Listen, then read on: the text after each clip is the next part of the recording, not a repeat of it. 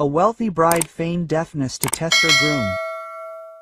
At the wedding, he told his friends how she would be left penniless. And during the first dance, when she suddenly spoke, the audience fell silent, and the groom fainted. Welcome to the channel, Twists of Fate. Before we begin, let us know where you're watching from. We're very interested. We hope you enjoy this captivating story. Marina Kovalova. I never thought that at 35, I'd be sitting in my spacious living room with panoramic windows overlooking the evening city, planning how to test my own groom. The city lights twinkled outside. Somewhere below, life was humming, and here, on the 20th floor of an elite new building in Kameniki, silence reigned. Only the ticking of the antique clock on the mantelpiece, a gift from my father, who passed away 5 years ago, leaving his daughter not only a huge fortune but also a mistrust of people. She ran her hand over the velvet upholstery of the sofa and glanced at her phone. The screen glowed with a message from Dennis. Missed you, darling. See you tomorrow. Marina smiled. Just yesterday, these words made her heart beat faster, but today they brought only bitterness. It all began 6 months ago at a charity auction in one of the luxury hotels. Marina was there on business. Her chain of beauty salons, Camellia, was sponsoring the event in support of a children's fund. She was standing by the column with a glass of champagne, watching the bidding, when a tall man with a pleasant smile and confident demeanor approached her. Marina Kovalova, Denis Artemyev. I've heard a lot about you and your business. He extended his hand, and his handshake was firm but unobtrusive. They talked all evening. Denis worked in an investment company, was well versed in art, quoted the classics, and was a good listener. He didn't try to impress her with money or connections, he was simply an interesting conversationalist. Marina, accustomed to men seeing her primarily as a fat wallet, relaxed. Denis seemed different. The next 3 months flew by in a blur. Dates in quiet restaurants, weekend trips out of town, long conversations in the evenings. Denis was attentive, romantic, never asked for money, and even insisted on paying the bills himself. Although Marina knew his income was nothing compared to her fortune. This was captivating. He proposed on the roof of a trendy bar, dropped to one knee, and pulled out a velvet box containing a ring, not the most expensive, but tastefully chosen. Marina said yes, and at that moment, she was completely happy. But 3 weeks ago, something changed. Marina was sitting in her office at the salon's headquarters, sorting through papers, when Denis called and asked to meet that evening. She agreed and continued working. Half an hour later, he called back. There was noise on the line. He must have been outside. Yes, everything is going according to plan, Denis was saying to someone, clearly not noticing that he hadn't disconnected the previous call. Marina frowned and listened. Just a little more patience. After the wedding, everything will be ours. This fool doesn't even realize how lucky everything is for us. A good match. What can I say? Marina's heart sank. She grabbed the phone with both hands, not believing her ears. Come on, Dan, she's not a fool at all. You'll definitely sign a prenuptial agreement, an unfamiliar male voice replied. We'll find loopholes.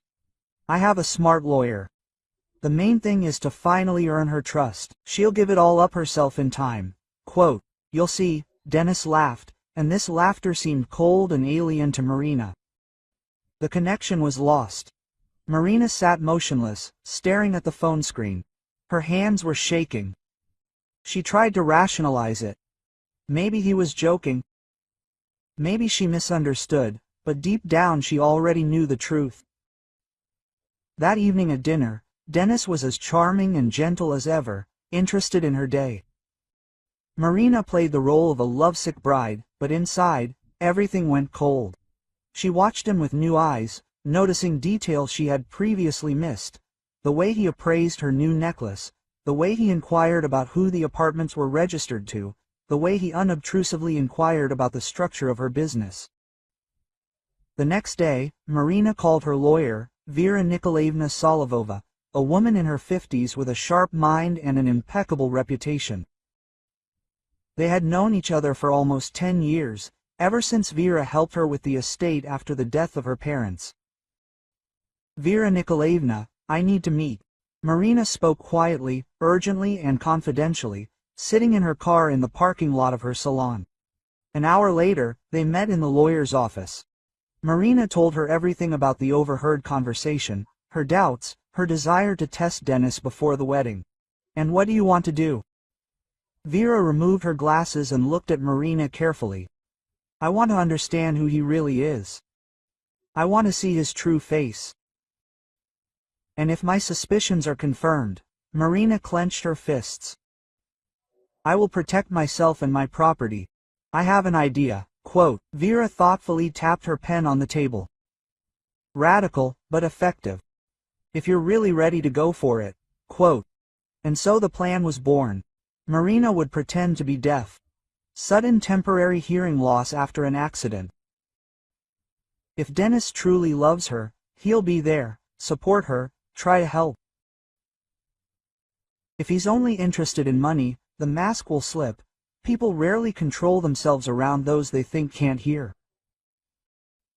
"It has to look absolutely convincing," Vera warned.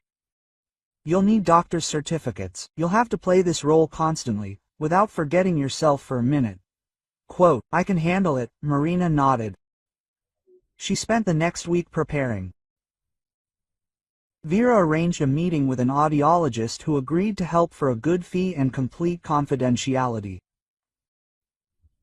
Marina researched hearing loss, watched videos, and learned to lip read, at least basically, to make the role more believable. At the same time, Vera was checking up on Dennis. What she discovered was not encouraging. His investment company was small and not particularly successful.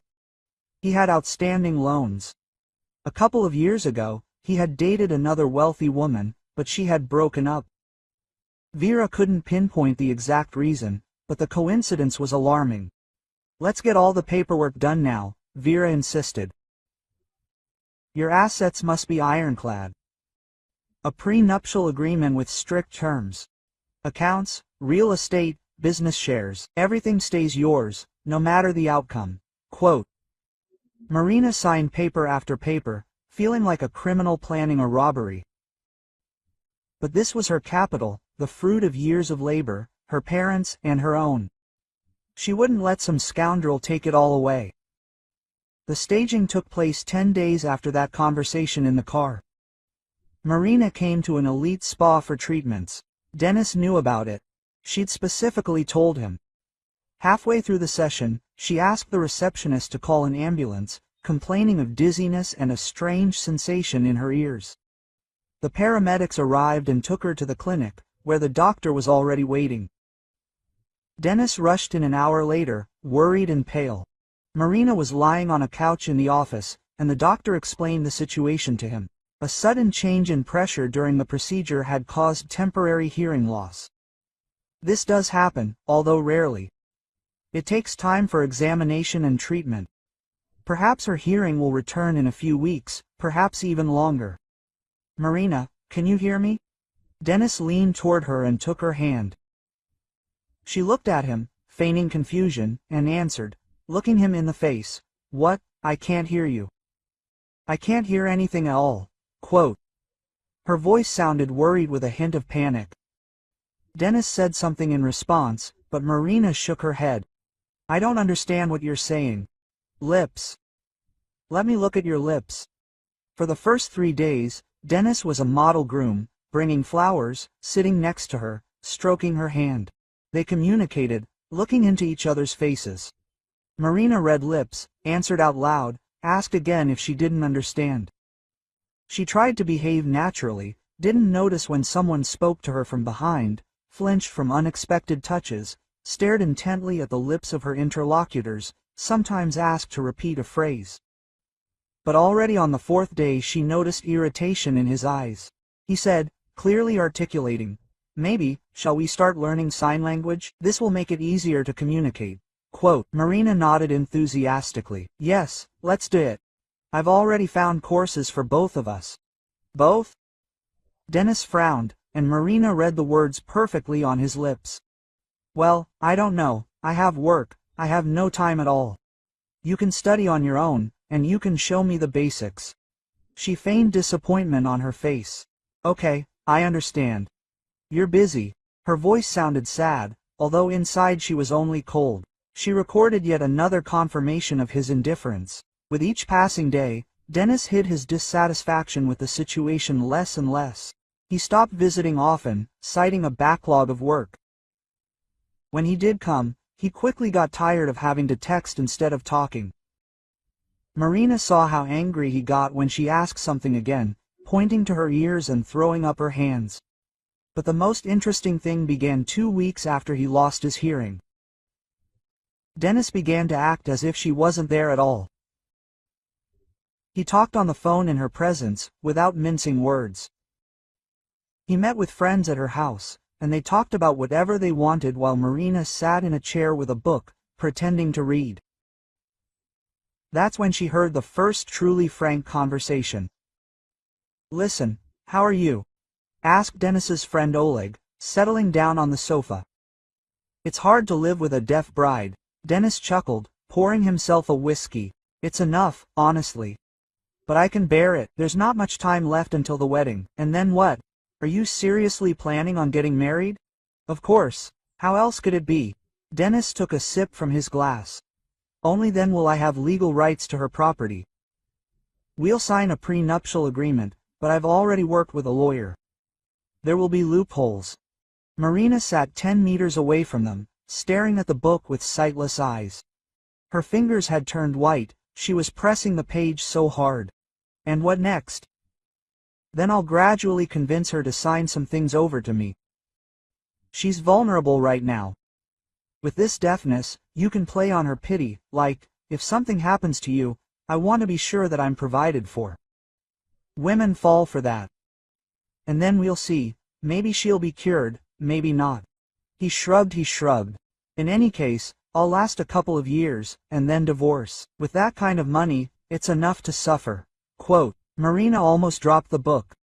Inside, everything was seething with rage and pain, but she continued to sit motionless, staring into space. Oleg said something in response, they laughed and moved on to another topic. When his friend left, Dennis approached Marina, kissed her on the top of her head. "I'm going, darling, things to do." Quote. She nodded, smiled, waved, and when the door closed behind him, she buried her face in her hands and gave herself a couple of minutes to cry.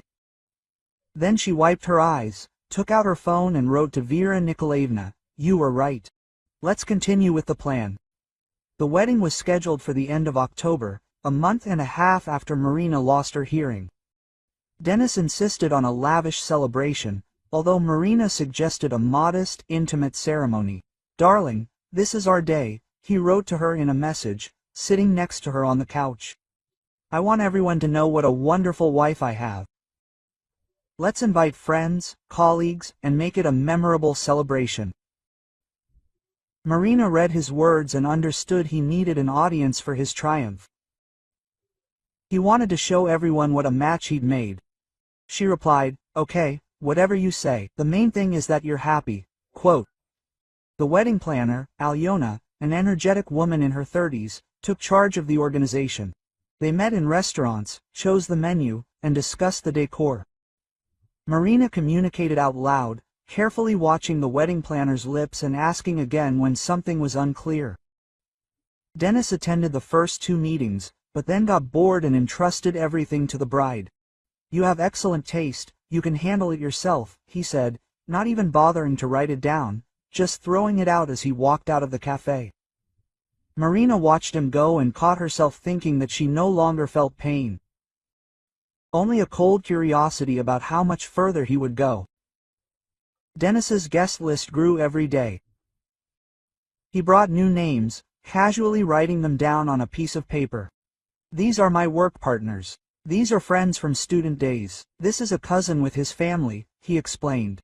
And Marina nodded, although she understood perfectly well that he barely knew many of these people. He wanted a big wedding, many guests, pomp and circumstance. All at her expense. For her part, Marina invited only the closest people, a few girlfriends, a couple of distant relatives, her accountant Irina Vasilyevna, who worked with the family during her father's lifetime.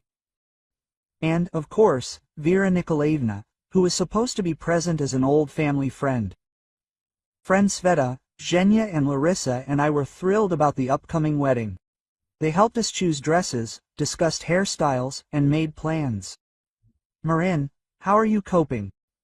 Sveta asked one day as they sat in the fitting room of a bridal salon. Marina stood in front of the mirror in a snow-white dress with a train, while her partner took the final measurements.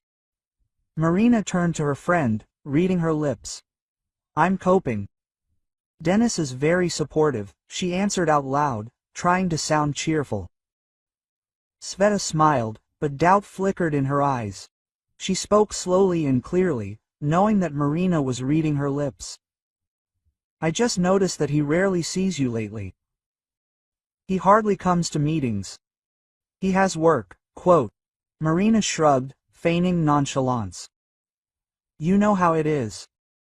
Zhenya intervened, turning to face Marina. "Well, men are like that. They are not interested in weddings, as long as the bride is beautiful and the feast is good." Quote. They laughed, and the topic was closed. But Marina noticed that Sveta continued to look at her thoughtfully.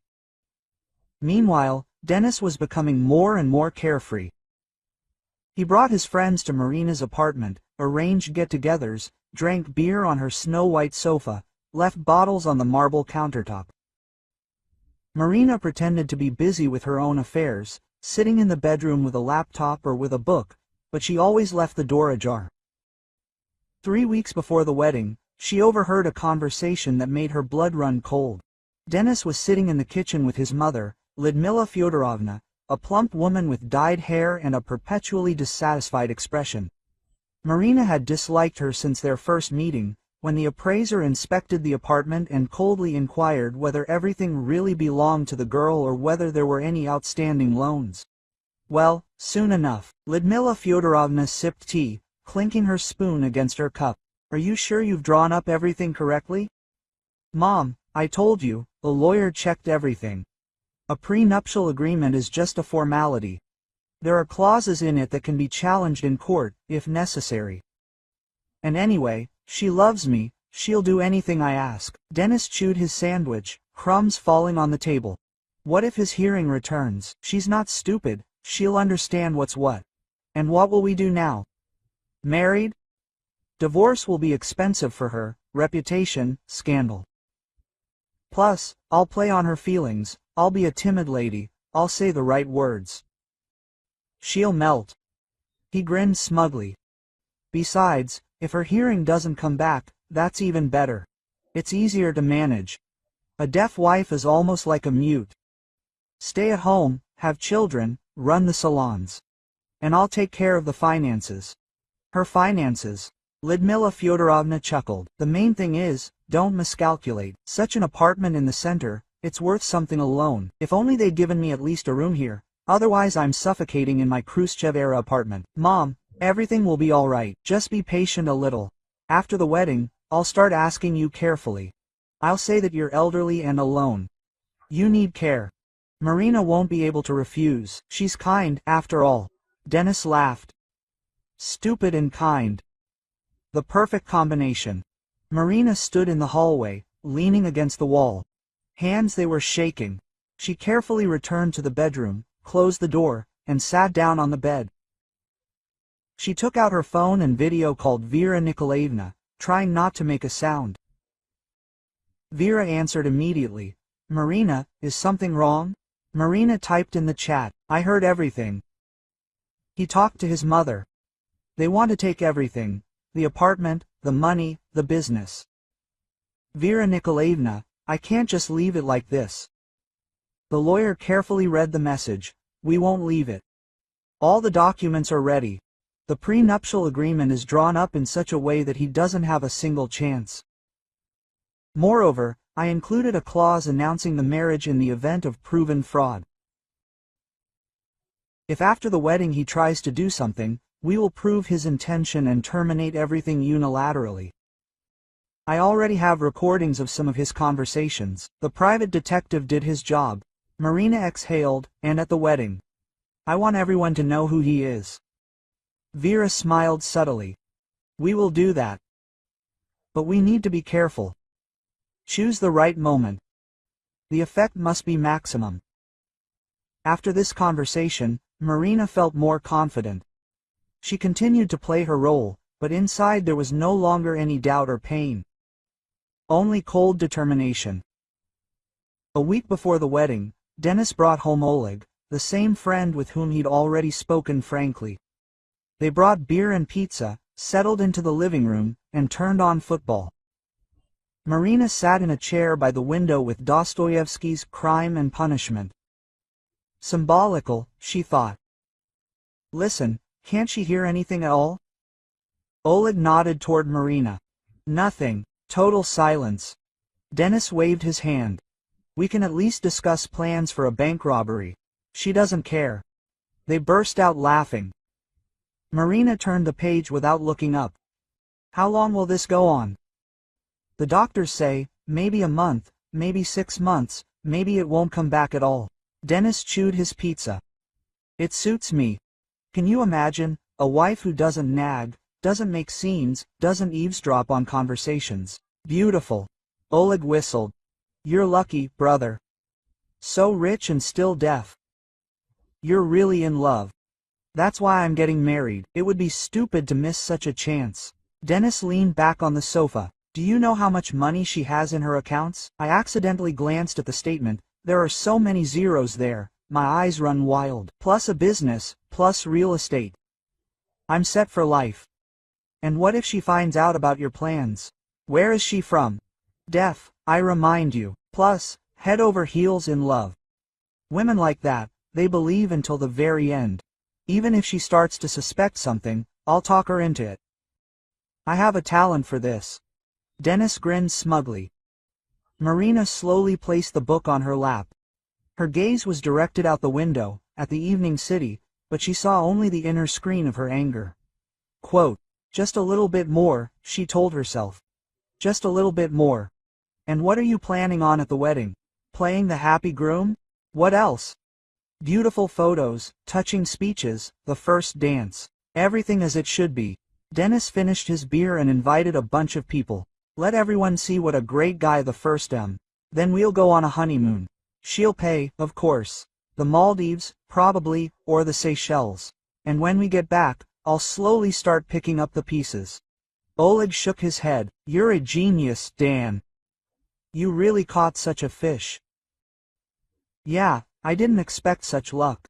Dennis stood up and stretched. Okay, let's go get some more beer. They went into the kitchen.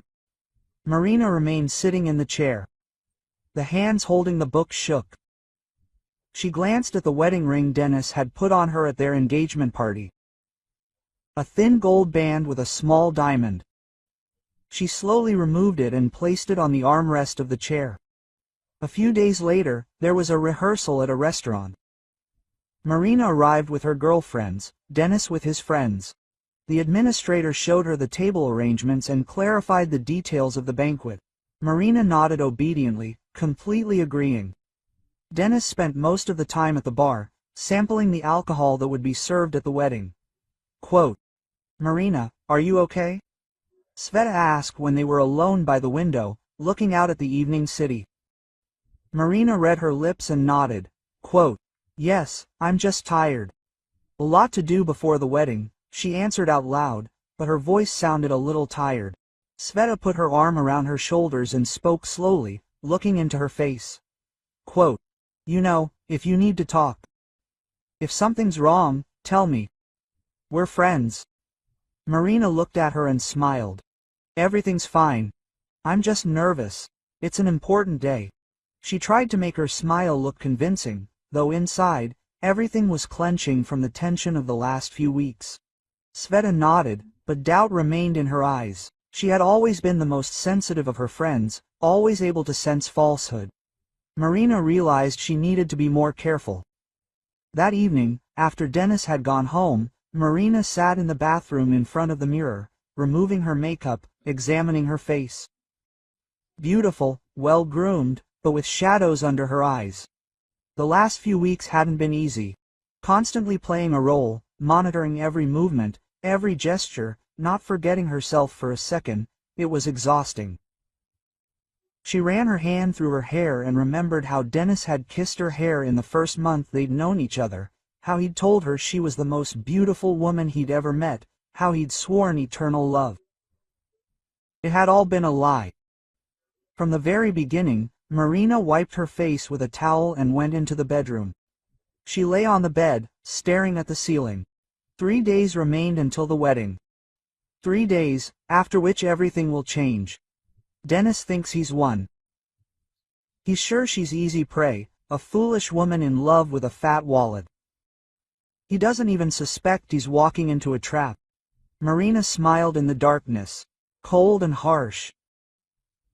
Let him think, let him rejoice, let him invite his friends and make plans.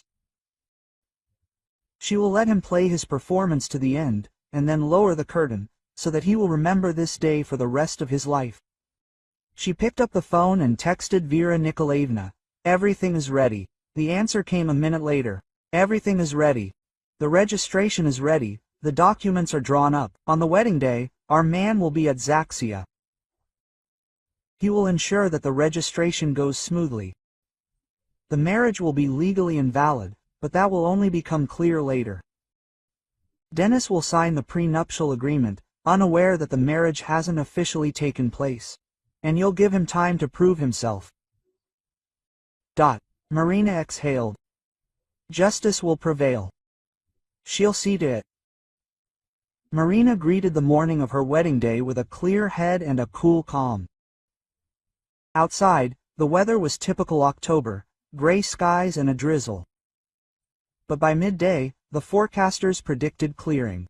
She got up at 7, showered, drank coffee, standing by the panoramic window and looking out at the waking city. At 9 o'clock, her friends Sveta, Zhenya, and Larissa arrived with a whole army.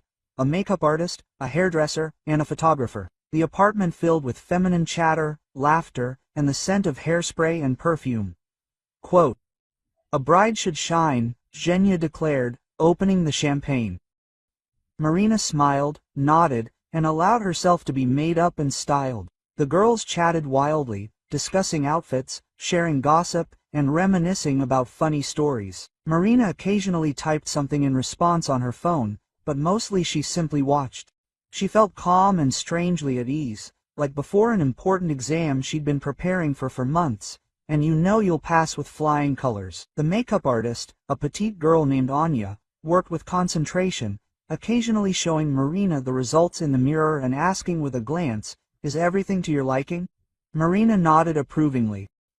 The makeup was natural yet expressive, fair skin, accentuated eyes, and soft pink lips. The hairdresser, Misha, a young man with vibrant tattoos on his arms, styled her hair into an elegant updo. Soft curls gathered at the nape of her neck with a few strands loose around her face. Small white roses were woven into her hair. Quote, "A goddess!" Larissa exclaimed as Marina stood up to put on her dress. The wedding dress was simple in style but perfectly tailored. A fitted bodice, off-the-shoulder detailing, and a long skirt with a train. No rhinestones or sequins, just pure white silk and lace. Marina put it on, and her friends fastened the many small buttons on the back. When she looked at herself full length in the mirror, she caught her breath for a second. She was beautiful, so beautiful, and completely cold inside. Quote, "Marina, are you crying?" Sveta came closer, peering into her friend's face. Marina shook her head and smiled, though tears truly glistened in her eyes. Quote, "I'll have a little moan. Everything's fine," she said, her voice shaking slightly. Sveta hugged her carefully, afraid to wrinkle her dress, and said, looking into her eyes, "I'm so happy for you. You deserve happiness." If only you knew, Marina thought, but didn't say anything out loud, simply hugging her friend back tightly. At 11:30, white limousines with ribbons and flowers arrived. Marina went downstairs, accompanied by her friends. A photographer photographed every step. A small crowd of curious residents and passers-by gathered at the entrance. Everyone was smiling, some were clapping, wishing her happiness. Dennis was waiting at Zax's. He stood on the steps in a dark blue suit with a bouquet of white roses in his hands, surrounded by friends. When Marina got out of the car, he smiled broadly and went to meet her. Quote, "You are beautiful," he said, handing over the bouquet. Marina took the flowers and nodded, smiling. Dennis leaned over and kissed her on the cheek.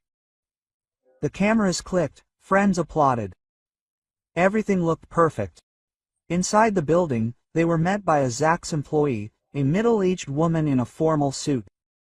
She led them into the ceremonial hall, where guests had already gathered.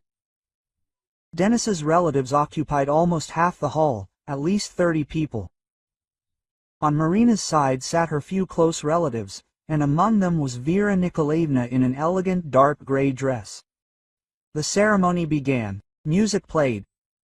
The employee spoke the traditional words about marriage and family. Marina stood next to Dennis, holding his hand and looking straight ahead. The groom's face was beaming. He kept glancing at her with tenderness, which now seemed disgustingly fake to Marina. "Denis Andreevich, do you agree to take Marina as your wife?" Quote, "Vladimirovna?" "I agree," Dennis answered firmly.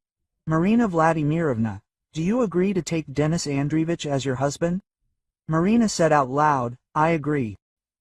Her voice was clear and firm. The employee smiled knowingly. They brought the civil registry book. Dennis signed with a flourish and confidence. Marina took a pen, bent over the book, and signed incorrectly, slightly to the left on the line where witnesses signed. The movement was quick and natural. No one noticed the substitution. The Legislative Assembly employee, a friend of Vera Nikolaevna, who had agreed to help in exchange for a good reward, pretended not to notice the violation and closed the book. Legally, the marriage was invalid. But only 3 people in the room knew this: Marina, the Legislative Assembly employee, and Vera Nikolaevna. Dennis put the wedding ring on Marina's finger. She put the ring on him. They kissed to applause. Everything was going according to plan. As he left the Legislative Assembly, Dennis was over the moon. He hugged Marina, kissed her, and grinned widely. His friends clapped him on the shoulder and congratulated him. Dennis's mother, Lyudmila Fedorovna, in a bright pink dress and with an intricate hairstyle, kissed Marina on both cheeks and whispered something in her ear like, "Welcome to the family, my dear." Marina suppressed a grimace of disgust.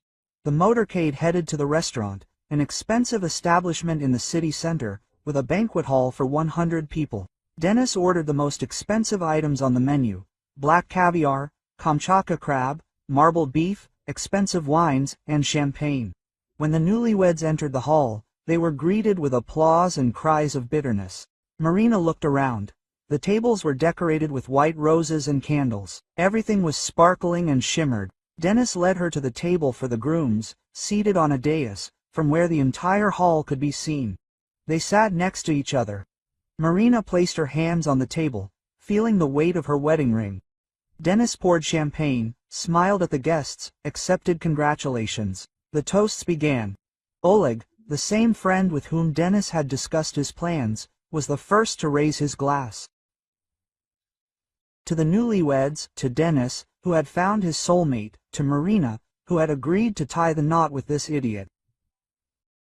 Oleg laughed. The guests joined in. "I wish you happiness, children, understanding and patience with each other." Everyone drank. Marina sipped the champagne, feeling the bubbles tickle her tongue. Dennis drained the glass in one gulp. Toasts poured out one after another from relatives, from colleagues, from friends. Marina sat, smiling, nodding gratefully. Dennis responded to the toasts, joked, laughed. With each glass he was becoming more and more relaxed. Appetizers were served, then the main course. The music played softly. The guests ate, chatted, and moved from table to table. Marina picked at her salad with a fork, not feeling hungry. Sveta, sitting at the next table, looked up at her several times with concern. Around 3 o'clock, when the alcohol had already loosened their tongues, Dennis got up from the table and went to his friends, who were sitting at the far end of the room. Marina remained where she was, pretending to look at photos on her phone, but she heard every word. Dennis sat down with a group of 5 men. All about his age, all tipsy. They patted him on the back and poured vodka. Quote, "So, are you a married man now?" One of them, a red-faced, fat man in a rumpled suit, cackled. "Aha, finally." Dennis drank a shot and ate a cucumber. "I thought I wouldn't live to see this day." "And how is it with a deaf wife?" asked another skinny blonde. Dennis glanced at Marina. She was sitting half-turned towards them, buried in her phone. He grinned. "Yeah, it's fine, even comfortable. No nagging, no strife. Just sit there looking pretty, bringing in the money." The company burst into laughter. Someone added, "Just don't tell her about your affairs. What's the point of chatting? She's deaf." "Let me remind you." Dennis poured himself another drink. "I've been putting up with this comedy for 3 months. Pretending to be caring, courting, writing notes. I thought I'd go crazy. But it was worth it." Oleg, who was sitting next to her, winked. "So what next? What's the plan?" Dennis leaned back in his chair, pleased with himself. "From now on, it's as easy as pie. We're flying to the Maldives in a week. She paid. We'll come back. I'll start slowly getting to her bills. I'll tell her that I want to help with the business. I'll get involved in the finances. She's vulnerable right now with this deafness. She'll do whatever I say, just so she doesn't end up alone. What if her hearing comes back? So what? We're already married. The prenuptial agreement is signed, but my lawyer found holes in it. You can challenge a bunch of points if you file it correctly. Plus, I know she has no close relatives. Her parents are dead, no brothers or sisters. There's no one to stand up for her." Dennis said this calmly, as if discussing the weather. Marina sat motionless. The fingers clutching the phone turned white. She felt a wave of rage rising inside her, but her face remained calm, even bored. The fat man with the red face whistled. "You really are a genius, Artemyev. To seduce a chick like that? Oh well, she agreed to everything herself." Dennis shrugged. "Fools in love, that's what they are. Say I love you once, give me flowers and that's it, you're already a hero, and it's just a matter of technique from here on out." Oleg poured everyone another round. Quote, "Let's drink to Dennis. To a successful operation." They wanted to, and drank. Dennis laughed too, wiping his lips with a napkin. Quote, "Seriously.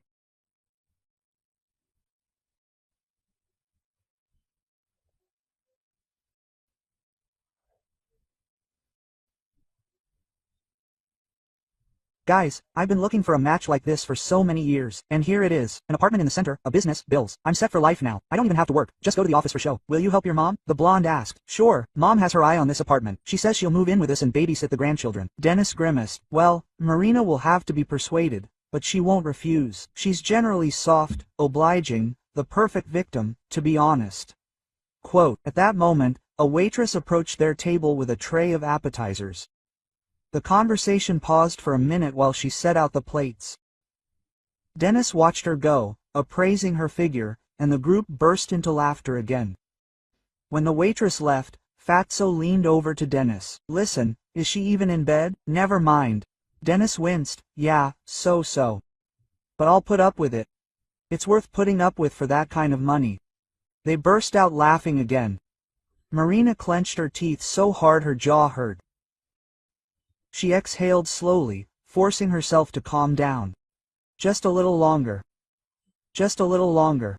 Okay, guys, I have to go to my wife." Dennis stood up, unsteadily, "Otherwise she'll suspect something." "What would she suspect?" "She's deaf," someone shouted after him. Dennis turned and winked. "Habit. To take. You have to play the role to the end."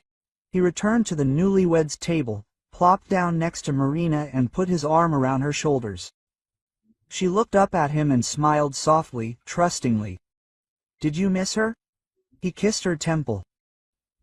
Marina nodded and asked out loud, "Yes, when are we dancing?" She watched his lips, waiting for an answer. Soon, my love. Soon. Denis patted her hand and poured himself more champagne.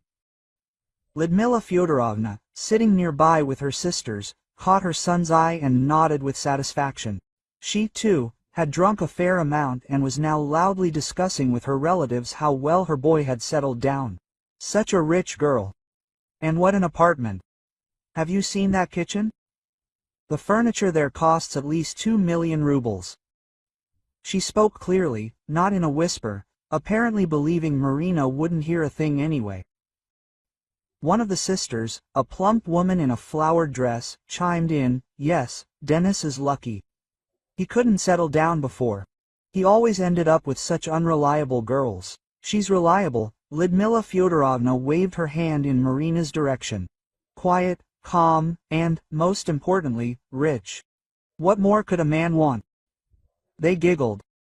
Marina continued to sit with an impassive face, staring at her plate. Sveta, who had been watching all this from the next table, leaned toward her wife. I don't like this wedding. Why? Zhenya chewed on her dessert. I don't know. Something's wrong. Denis is kind of fake. His friends are weird. Sveta frowned. And his mother is disgusting. Well, grooms' mothers are always disgusting, Zhenya joked, but her voice sounded uncertain.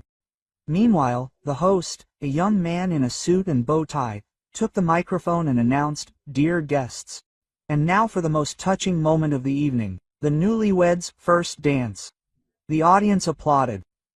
A slow, romantic melody began to play, something from an old hit, drawn out and sentimental. Denis stood up and extended his hand to Marina. Come on, my love. Marina took his hand and stood up. They walked to the center of the room, where a space had been cleared for dancing. The guests formed a circle around them. Some raised their phones to film. Denis put his arm around Marina's waist. She placed her hands on his shoulders. They began to move slowly to the beat of the music. He smiled, looking into her eyes, feigning affection. She returned the smile. A few seconds passed.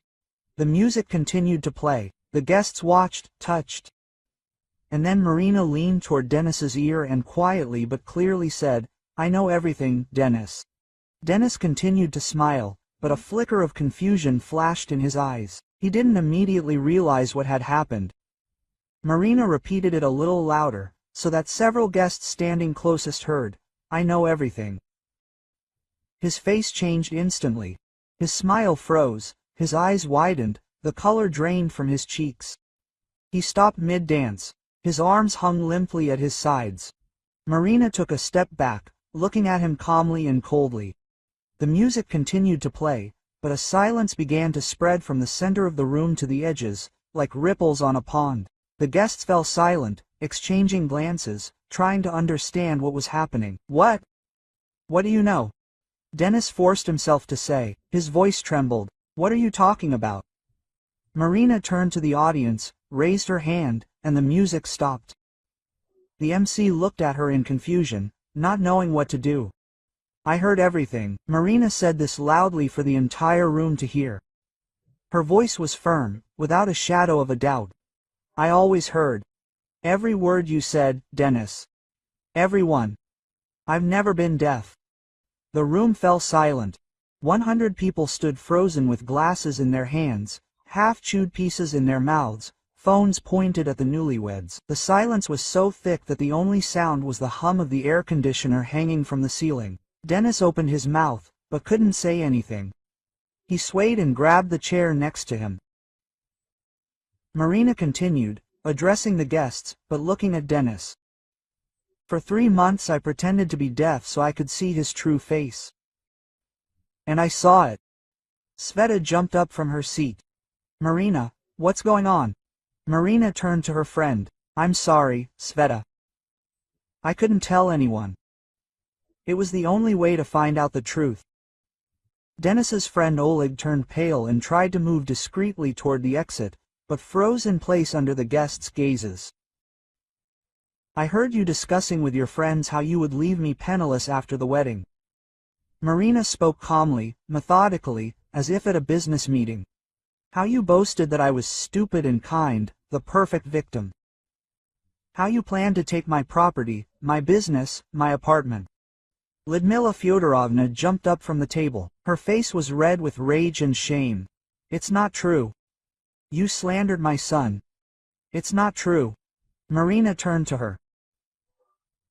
You yourself said today at this table that the boy has settled in well and that you can't wait to move into my apartment. I heard every word. Lyudmila Fyodorovna's relatives looked down at their plates. One of them whispered something, moving away from her. Denis finally found his voice. Marina, this is a misunderstanding. I can explain everything. Explain? She smiled bitterly. How do you explain your conversation with Oleg a week ago, when you said you put up with that deaf woman for 3 months and that after the wedding you would take everything? Oleg tried to slither under the table unnoticed, but the red-faced, fat man sitting next to him said loudly, So, is it true, Dan? Did you really say that? Or the conversation with your mother 3 weeks before the wedding? Quote, Marina didn't stop. When you were discussing how to quickly resolve the issue and transfer the property to yourself, a whisper rolled through the room. The guests began exchanging glances, discussing what they had just heard. Some shook their heads in disapproval, others took out their phones, filming the proceedings. Vera Nikolaevna rose from her seat and walked toward the center of the room. Her face was stern and unreadable. Forgive me for interrupting. She stopped next to Marina. I am Marina Vladimirovna's lawyer, and I must inform those present of certain facts. Denis looked at her with horror. Who are you? Vera Nikolaevna Solovova. I have represented Marina's interests for 10 years. She took a folder of documents from her purse. First, I would like to inform you that the marriage registered today is legally invalid. Procedural violations were committed when signing the documents, which Mr. Artemyev is only now learning about. The room gasped. Denis clutched his head. What? What do you mean invalid? Marina Vladimirovna did not sign the required form. The marriage was not technically concluded. Vera smiled coldly. However, you signed a prenuptial agreement, and that document is legally binding. What does that matter if you're not married? Denis shouted. It does. Vera turned the page, because the contract has a clause about bad faith behavior by one of the parties. Attempted deception, fraud with the aim of taking possession of property entails penalties. You signed this document, Mr. Artemyev, and now, according to its terms, not only will you not receive anything from Marina Vladimirovna's property, but you are also obliged to pay her compensation for moral damages. Denis turned even paler, if that was possible. He grabbed the back of the chair to keep from falling. Besides, Vera did not let up. We have audio recordings of your conversations with friends and your mother. A private detective has been working for the last 3 weeks. Everything is recorded, everything is written down. These materials will be submitted to the court if you try to challenge anything. Marina looked at Denis, and a wave of feelings of pain, rage, relief rose in her chest. This man whom she loved, who swore eternal fidelity to her, turned out to be a pathetic swindler. And now that the mask had fallen, he looked just as pathetic. Sveta pushed through the crowd and hugged Marina. My God, Marin, I didn't know. I'm sorry I didn't realize it sooner. You couldn't have known. Marina hugged her friend back. No one could. Zhenya and Larissa ran up after them, and all four stood hugging in the middle of the frozen hall. Denis tried to take a step towards Marina. Listen, I can fix this. Give me a chance to explain. Explain that Marina pulled away from her friends and looked at him. That you played with me for 3 months, that you were going to ruin me and leave me, that you only saw me as a wallet. I didn't, that's not true. He hesitated, his eyes darting around. That's exactly true. Marina took the wedding ring off her finger and threw it on the floor between them. There will be no wedding. No honeymoon in the Maldives. No access to my accounts and property. Nothing. The ring rolled across the parquet floor and stopped at Oleg's feet. He quickly moved his leg away, as if from a snake. Lyudmila Fyodorovna screamed, "How dare you do this to my son? We will sue you." "We sue," Vera Nikolaevna answered calmly. "We have sufficient evidence of deliberate fraud. Your son may end up in court not as a scoundrel, but as an accused. If I were you, I would think before making threats." Lyudmila Fyodorovna fell silent, choking with rage and humiliation. And then Denis began to collapse. First his knees buckled, then he clutched his chest, his eyes rolled back in his head. He collapsed to the floor with a dull thud, his arms outstretched. The hall gasped. Several people rushed towards him. Marina stood motionless, looking at the prostrate body of her ex-fiancé. Quote, "Someone call an ambulance," Oleg shouted, shaking his friend by the shoulder. The red-faced fat man was already dialing. Quote, "Hello? Yes, someone is unwell. Lost consciousness. Address?" Marina turned to Vera Nikolaevna. "I need to leave. Go. I'll stay here and monitor the situation." Vera nodded. Marina took off a long photograph made of the finest embroidered tulle and handed it to Sveta. Her friend took it, crumpling it in her hands, tears rolling down her cheeks. Quote, "I'm sorry," Marina whispered. "I'm sorry I dragged you into all this." "Don't apologize," Sveta wiped her eyes. "You did the right thing. I'm proud of you." Marina hugged her, then Zhenya and Larissa. She turned to the hall. 100 people were looking at her with different expressions, some with sympathy, some with curiosity, some with condemnation. Quote, "Sorry for ruining the party," she said loudly, "but I couldn't let this man ruin my life. Thank you to everyone who came. The food is paid for. You may continue if you wish." Quote. With these words, she turned and headed for the exit. Her white dress rustled along the hem, her train trailing behind. The guests parted to let her pass. At the door, Irina Vasilyevna caught up with her. "The accountant Marina Vladimirovna, are you okay? Should I go with you?" "Thank you, Irina Vasilyevna. I can handle it. I just want to be alone." Quote. Marina squeezed her hand. She left with a smile. A light drizzle fell. The air was fresh and cool. Marina stopped on the steps of the restaurant, raised her face to the sky and took a deep breath. It was empty inside, but it wasn't the emptiness of defeat, it was the lightness of liberation. The taxi arrived 5 minutes later. The driver, seeing the bride in her wedding dress leaving the restaurant alone, raised his eyebrows in surprise but said nothing. Marina climbed into the backseat, carefully tucking her skirt and train in place. "Where are we going?" the driver asked. Marina gave her address and leaned back in her seat. The lights of the evening city floated past the window. People were rushing about their business, living their lives. And somewhere in the restaurant, on the floor, lay the man who had wanted to use her, deceive her, rob her. And it hadn't worked. Her phone vibrated. A message from Vera Nikolaevna. An ambulance had taken him away. Fainting from stress. Nothing serious. His mother and friends had left. The guests had dispersed. It was all over. Marina typed a reply. "Thank you for everything." Vera sent a thumbs-up emoji and added, "You are a strong woman. I'm proud to work with you." Quote. At home, Marina took off her dress and carefully hung it in the closet. Maybe she'd give it to charity or sell it someday, or burn it, she didn't know yet. She took a long, hot shower, washed off her makeup, let her hair down, put on pajamas and a robe, brewed some herbal tea, and sat by the window. It was getting dark outside, the city lights were coming on one by one.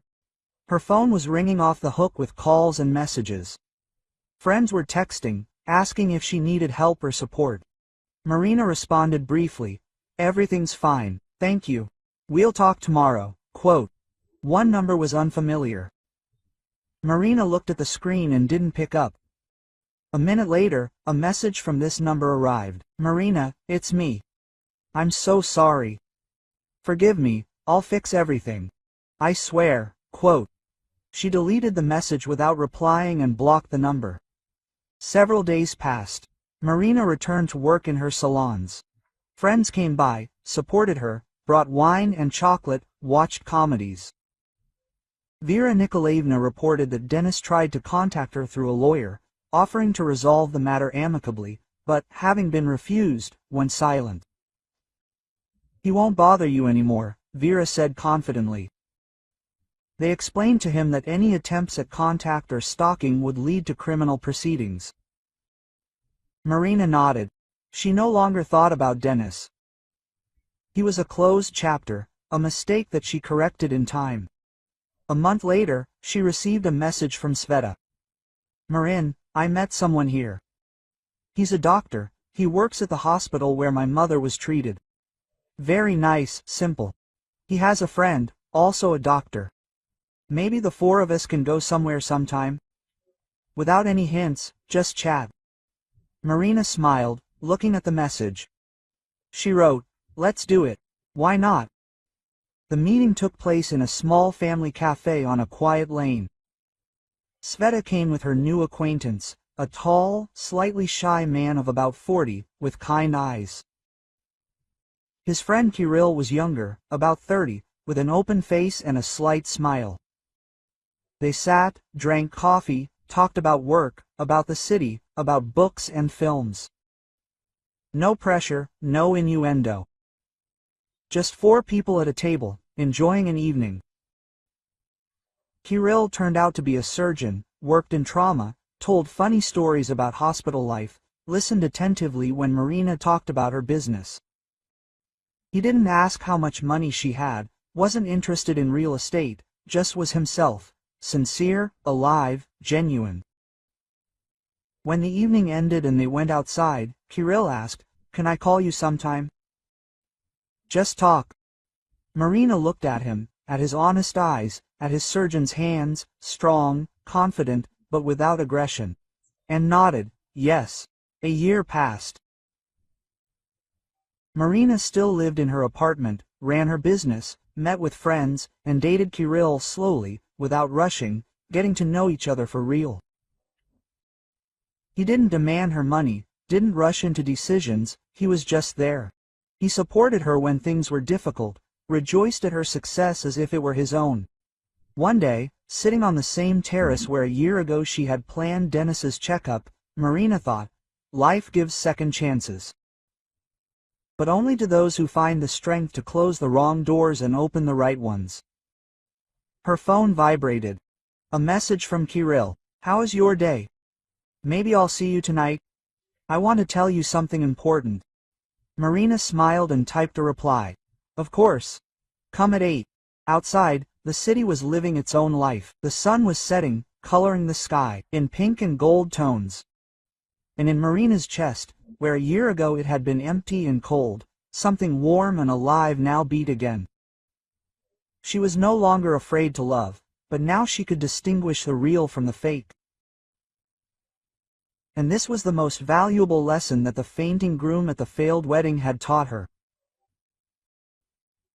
Thank you for listening. This was the Twists of Fate channel. Sorry for any errors. Let me know in the comments what you think. If you liked it, subscribe to the channel.